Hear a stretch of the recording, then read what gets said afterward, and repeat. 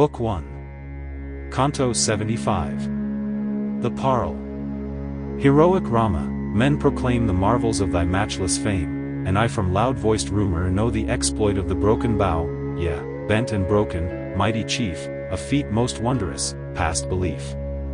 Stirred by thy fame thy face I sought, a peerless bow I too have brought. This mighty weapon, strong and dire, great Jamadagni owned, my sire. Draw with its shaft my father's bow, and thus thy might, O Rama, show. This proof of prowess let me see, the weapon bent and drawn by thee, then single fight our strength shall try, and this shall raise thy glory high. King Dasaratha heard with dread the boastful speech, and thus he said, raising his hands in suppliant guise, with pallid cheek and timid eyes, forgetful of the bloody feud ascetic toils hast thou pursued, then, Brahman, let thy children be untroubled and from danger free. Sprung of the race of Bhrigu, who read holy lore, to vows most true, thou swearest to the thousand-eyed and thy fierce axe was cast aside. Thou turnedst to thy rights away leaving the earth to Kasyap's sway, and wentest far a grove to seek beneath Mahendra's mountain peak. Now, mighty hermit, art thou here to slay us all with doom severe? For if alone my Rama fall, we share his fate and perish all.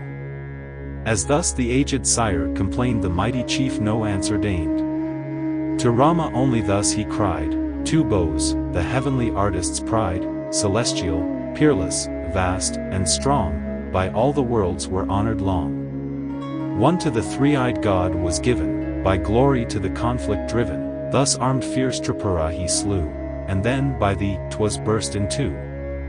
The second bow, which few may brave, the highest gods to Vishnu gave. This bow I hold, before it fall the foeman's fence tower and wall.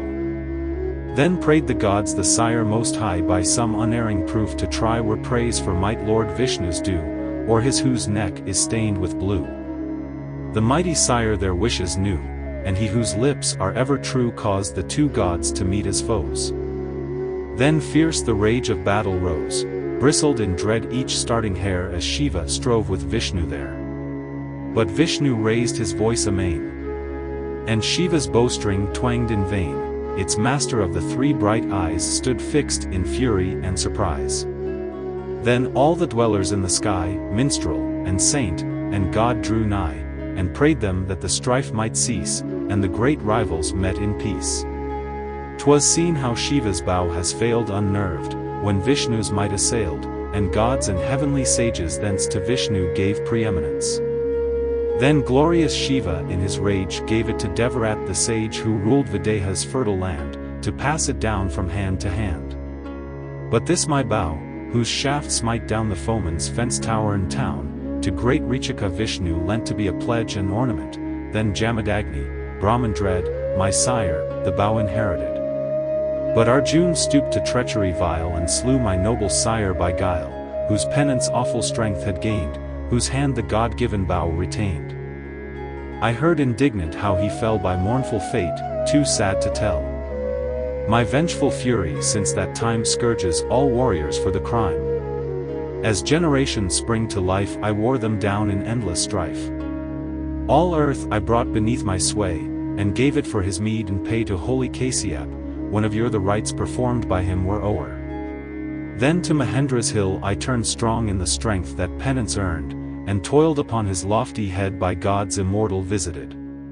The breaking of the bow I knew from startled gods conversing, through the airy regions, of thy deed, and hither came with swiftest speed. Now, for thy warriors' honor sake, this best of bows, O Rama, take, this, owned by Vishnu's self of old, my sire and grandsire loved to hold.